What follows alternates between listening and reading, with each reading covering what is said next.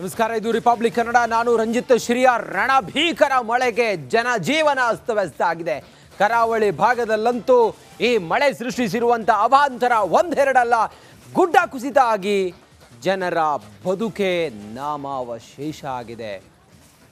ಹಲವು ಕಡೆಗಳಲ್ಲಿ ಗುಡ್ಡ ಕುಸಿತದಿಂದಾಗಿ ಪ್ರಾಣಹಾನಿಯು ಸಂಭವಿಸಿದೆ. ಕಾರವಾರದಲ್ಲೂ ಕೂಡ ರಣಭೀಕರ ಮಳೆ ಸೃಷ್ಟಿಸಿರುವಂಥ ಅವಾಂತರಕ್ಕೆ ಸರಿಸುಮಾರು 7 ಜನ ಮೃತಪಟ್ಟಿದ್ದಾರೆ. ರಣಭೀಕರ ಮಳೆಗೆ ಕರಾವಳಿ ಕಂಪಿಸಿ ಹೋಗಿದೆ. ಹಲವೆಡೆ ಗುಡ್ಡ ಕುಸಿತ ಆಗಿದೆ. ಜನಜೀವನ ಸಂಪೂರ್ಣವಾಗಿ ಮುಳುಗೋಗಿದೆ. ಮಳೆ ನೀರಿನಲ್ಲಿ ಮನೆಗಳು ಕೊಚ್ಚಿ ಹೋದವು. ಅದೆಷ್ಟೋ ರಣಭೀಕರ ಮಳೆಗೆ, ಭಾರೀ ಮಳೆಗೆ ಕರಾವಳಿ ಜನರ ಬದುಕು ಸಮಾಧಿಯಾಗಿದೆ. ಎಲ್ಲಿ ನೋಡಿದ್ರು ಕೂಡ ನೀರು ನೀರು ನೀರು.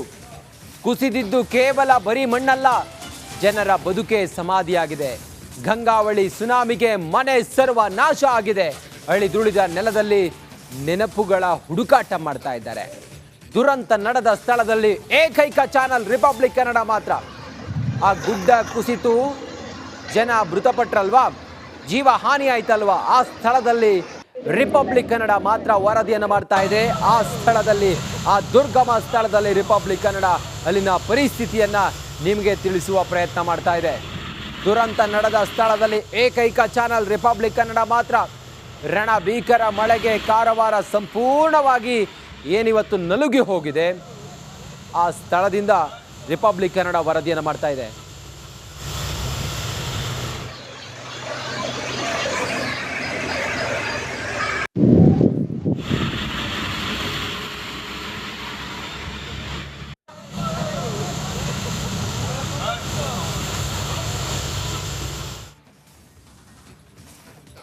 ನದಿ ನೀರಿನಲ್ಲಿ ಆ ಮಳೆಯ ಆರ್ಭಟಕ್ಕೆ ತುಂಬಿ ಹರಿತಾ ಇದ್ದಂಥ ನದಿ ನೀರಿನ ಹೊಡೆತಕ್ಕೆ ಮನೆಗಳು ಕೊಚ್ಕೊಂಡು ಹೋಗಿದೆ.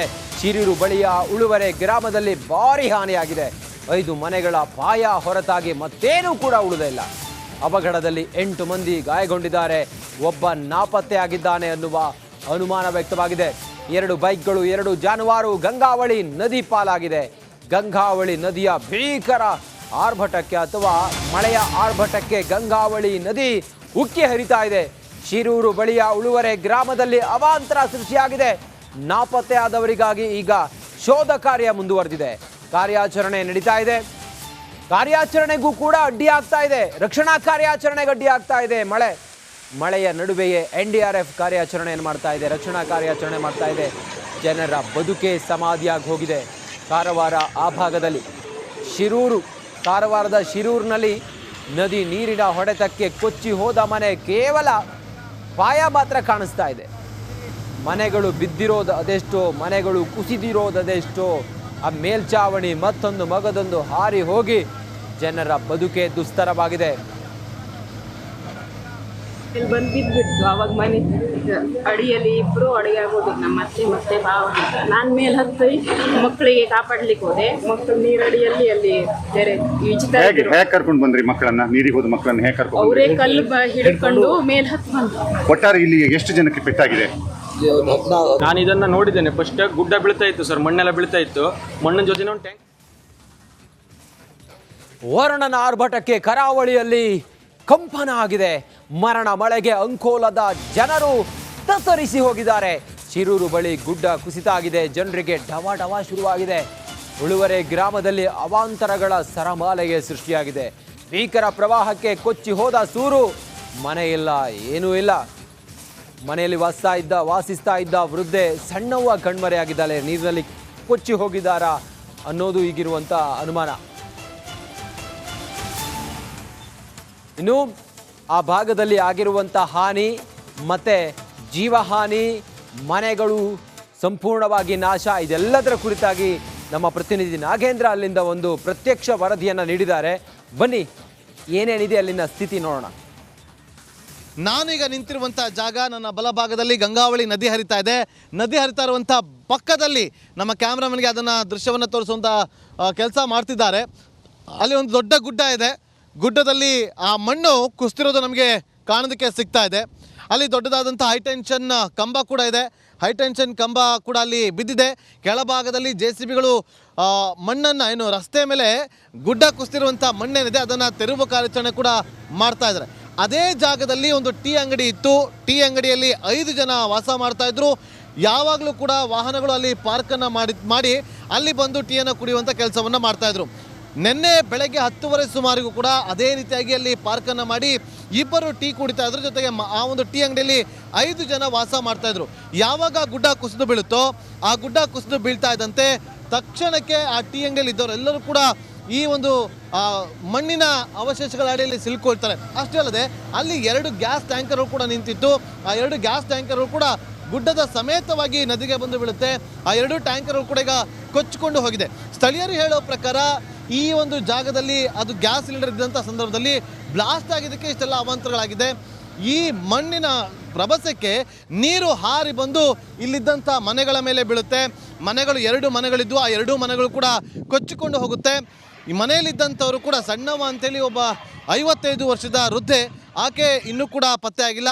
ಆಕೆ ನಾಪತ್ತೆ ಆಗಿದ್ದಾಳೆ ಅಂತ ಕೂಡ ಹೇಳಲಾಗ್ತಾ ಇದೆ. ಸಣ್ಣವರ ತಂಗಿದ್ದಾರೆ, ಅವ್ರನ್ನ ಮಾತಾಡ್ತೀನಿ. ಏನಾಯ್ತು ನೆನ್ನೆ? ಎಷ್ಟು ದಿವಸದಲ್ಲಿ ವಾಸ ಮಾಡ್ತಾವೆ ಸಣ್ಣವರು? ಅವರು 15 ವರ್ಷ ಆಯಿತು ಮನೆ ಕಟ್ಟಿ ಇಲ್ಲೇ ವಾಸವಾಗಿದ್ದಾರೆ. ತಾಯಿ ಮಗ ಗಂಡ ತೀರೋಗಿದ್ದಾನೆ. ಮತ್ತು ಅದ್ರ ಮಗ 7 ಜನ ಇದ್ದಾರೆ. ಅದು ಇನ್ನಾಗಿದ್ದು ಕಾಣಿಸೋದೇ ಇಲ್ಲ. ಎಲ್ಲಿ ಹೋಗಿದೆ ಏನೇನೋ ಗೊತ್ತೇ ಆಗಲಿಲ್ಲ ನಮಗೆ. ಹೌದಾ? ಹೌದು. ನೋಡಿ, ಈಗ ಎಲ್ಲಿ ಹೋಗಿದ್ದಾರೆ ಅನ್ನೋದು ನಮಗೆ ಗೊತ್ತೇ ಆಗ್ತಿಲ್ಲ ಅಂತ ಹೇಳಿ ಅವರು ಈಗ ಒಂದು ರೀತಿಯಲ್ಲಿ ಕಣ್ಣೀರು ಹಾಕುವಂಥ ಸ್ಥಿತಿಯಲ್ಲಿದ್ದಾರೆ. ಸಣ್ಣವರ ಮಗ ಇದ್ದಾರೆ, ಅವ್ರನ್ನ ಮಾತಾಡ್ತೀನಿ. ನೀವು ನಿನ್ನೆ ಮನೆಯಲ್ಲಿ ಇದ್ರಾ ಅಥವಾ ಎಲ್ಲಿ ಹೋಗಿದ್ರಿ ನೀವು? ನಾವು 8 ಗಂಟೆ ತನಕ ಇದ್ವಿ. 8:15 ನಾವು ಹೋಗಿದ್ವಿ ಹೊರಗಡೆ. 9 ಗಂಟೆಗೆ ಹೀಗಾಗಿದೆ ನಾವು ಬರುವಂತರು.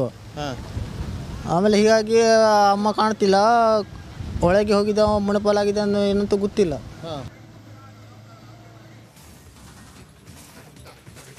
ಮರಣ ಮಳೆಗೆ ಉತ್ತರ ಕನ್ನಡ ಜಿಲ್ಲೆ ತತ್ತರಿಸಿ ಹೋಗಿದೆ. ರಣಭೀಕರ ಪ್ರವಾಹಕ್ಕೆ ಅಂಕೋಲ ಬೆಚ್ಚಿ ಬಿದ್ದಿದೆ. ಗುಡ್ಡ ಕುಸಿತಕ್ಕೆ ಕೊಚ್ಚಿ ಹೋದ ಮನೆಗಳು, ನೀರಿನ ರಭಸಕ್ಕೆ ಸುಮಾರು 6 ಮನೆಗಳು ಧ್ವಂಸ ಆಗಿದೆ. ಮನೆಯಲ್ಲಿದ್ದ ಗೃಹೋಪಯೋಗಿ ವಸ್ತುಗಳು ಎಲ್ಲವೂ ಕೂಡ ನಾಶ ಆಗಿದೆ. ಅಲ್ಲಿಂದ ನಮ್ಮ ಪ್ರತಿನಿಧಿ ನಾಗೇಂದ್ರ ಬಾಬು ಒಂದು ಪ್ರತ್ಯಕ್ಷ ವರದಿ ನೀಡಿದ್ದಾರೆ. ಬನ್ನಿ ನೋಡೋಣ.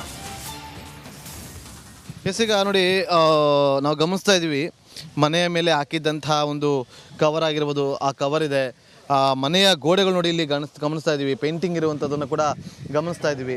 ಅಡುಗೆ ಪಾತ್ರೆ ಸಾಮಾನುಗಳು, ಅವರು ಧರಿಸ್ತಾ ಇದ್ದಂಥ ಬಟ್ಟೆ, ಅವರು ಬಳಸ್ತಾ ಇದ್ದಂತಹ ಈ ಒಂದು ಬೆಡ್ಶೀಟ್ ನೋಡಿ, ಬೆಡ್ಶೀಟು ಕೂಡ ಇಲ್ಲೇ ಇರೋದನ್ನು ನಾವಿಲ್ಲಿ ಗಮನಿಸ್ಬೋದು. ಬೆಡ್ಶೀಟ್ ಇದೆ, ಮನೆಯಲ್ಲಿ ಹಾಕಿದ್ದಂಥ ಬಟ್ಟೆಗಳು, ಕಬೋರ್ಡು, ರೆಪೀಸ್ಗಳು, ಅಡುಗೆ ಮನೆಯಲ್ಲಿ ಇಟ್ಟಿದ್ದಂಥ ಪಾತ್ರೆ ಸಾಮಾನುಗಳು ನೋಡಿ ಇಲ್ಲಿ ಯಾವ ರೀತಿಯಾಗಿ ಇಲ್ಲಿ ಕೊಚ್ಕೊಂಡು ಹೋಗಿದೆ ಅಂಥೇಳಿ. ನೋಡಿ, ಎಲ್ಲವೂ ಕೂಡ ಮನೆಯ ಗೋಡೆಗಳ ಅವಶೇಷಗಳು ಇದೆಲ್ಲವೂ ಕೂಡ ನೋಡಿ. ಇಲ್ಲಿ ಅವರು ಇಟ್ಟಿದ್ದಂಥ ಇಡ್ಲಿ ಪಾತ್ರೆ ಸಾಮಾನೇನಿದೆ, ಇಡ್ಲಿ ಮಾಡುವಂಥ ಸಾಮಾನೇನಿದೆ, ಅದು ಕೂಡ ನೋಡಿ ಇಲ್ಲಿ ಗಮನಿಸ್ತಾ ಇದ್ದೀವಿ. ಎಲ್ಲವೂ ಕೂಡ ಇಲ್ಲಿ ಬಂದು ನೋಡಿ, ಮನೆ ಇರೋದು ಅಲ್ಲಿಂದ ಇಲ್ಲಿವರೆಗೂ ಕೂಡ ಕೊಚ್ಕೊಂಡು ಹೋಗಿದೆ. ಇನ್ನು ಮತ್ತೊಂದು ಕಡೆ ಇಲ್ಲಿ ಮಿಕ್ಸಿ ಇದೆ. ಮಿಕ್ಸಿ ಇರೋದನ್ನು ಕೂಡ ನಾವಿಲ್ಲಿ ಮಿಕ್ಸಿ ಇದೆ, ಮಿಕ್ಸಿ ಕೂಡ ಬಿದ್ದಿದೆ ನೋಡಿ. ಆ ಜಾಗದಲ್ಲಿರುವಂಥ ಒಂದು ರೊಗ್ಗೇನಿದೆ, ಪಾತ್ರೆ ಸಾಮಾನುಗಳಿದೆ ನೋಡಿ. ಅಲ್ಲಿ ಪಾತ್ರೆ ಸಾಮಾನುಗಳನ್ನು ಕೂಡ ನಾವಿಲ್ಲಿ ಗಮನಿಸ್ತಾ ಇದ್ದೀವಿ. ಯಾವ ರೀತಿಯಾಗಿ ಪರಿಸ್ಥಿತಿ ಇತ್ತು ಅಂತ ನೋಡಿ. ಯಜಮಾನರು ತೆಗೆದು ತೋರಿಸ್ತಿದ್ದಾರೆ. ರೊಗ್ಗಿದೆ, ಅಲ್ಲೊಂದು ಪಾತ್ರೆ ಸಾಮಾನು ಬಿದ್ದಿದೆ, ಲೋಟ ನೋಡಿ. ಅಲ್ಲಿ ಡಿಶ್ ಇದೆ, ಅದನ್ನು ಕೂಡ ತೋರಿಸುವಂಥ ಕೆಲಸವನ್ನು ಮಾಡ್ತಾ ಹೋಗ್ತೀನಿ. ನೋಡಿ, ನಿನ್ನೆ 10:00ವರೆಗೆ ನೋಡಿ ಈ ರೀತಿಯಾಗಿ ಎಲ್ಲವೂ ಕೂಡ ಧ್ವಂಸ ಆಗಿದೆ ಅಂತಂದರೆ ಇನ್ನು ಯಾವ ರೀತಿಯಾಗಿ ಆಗಿರ್ಬೋದು ಅಂತ ನೋಡಿ. ಇಲ್ಲಿ ಲೋಟ, ಮನೆಯಲ್ಲಿ ಬಳಸ್ತಾ ಇದ್ದಂಥ ಲೋಟ, ಚಂಬು ಎಲ್ಲವೂ ಕೂಡ ನಾಶ ಆಗಿದೆ. TV ಡಿಶ್ ಕೂಡ ಇರುವಂಥದ್ದನ್ನೆಲ್ಲ ನಾವಿಲ್ಲಿ ಗಮನಿಸ್ತಾ ಇದ್ದೀವಿ ನೋಡಿ. ಟಿ ವಿ ಡಿಶ್ ಕೂಡ ಇಲ್ಲಿ ಇರುವಂಥದ್ದು ಮನೆ ನೋಡಿ. ಅಲ್ಲಿ ಒಂದು TV ಕೂಡ ಬಿದ್ದಿದೆ. ಅವ್ರ ಯಜಮಾನರು ತೋರಿಸ್ತಾ ಇದ್ದಾರೆ ನಮಗೆ. ಒಂದು TV ಇದೆ, TV ಕೂಡ ಇವತ್ತು ನಾಶ ಆಗಿರುವಂಥದ್ದು. ಮನೆಯ ಒಳಗಡೆ ಇದ್ದಂತಹ ಪಾತ್ರೆ ಸಾಮಾನುಗಳು, ಬಟ್ಟೆ ಬರೆಗಳು, TV ಸ್ಟ್ಯಾಂಡ್ಗಳು ಎಲ್ಲವೂ ಕೂಡ ನೋಡಿ ಇಲ್ಲಿ ಬಿದ್ದಿದೆ. ಮನೆ ಇರೋದು ಅಲ್ಲಿ, ನಾನೀಗ ನಿಂತಿರುವಂಥ ಜಾಗದಿಂದ 100 ಅಡಿ ದೂರದಲ್ಲಿ ಆ ಮನೆ ಇದೆ. ಮನೆ ಇದ್ದರೂ ಕೂಡ ಅಲ್ಲಿಂದ ಕೊಚ್ಚಿಕೊಂಡು ಎಲ್ಲವೂ ಕೂಡ ಇಲ್ಲಿ ಹರ್ಕೊಂಡೋಗಿದೆ.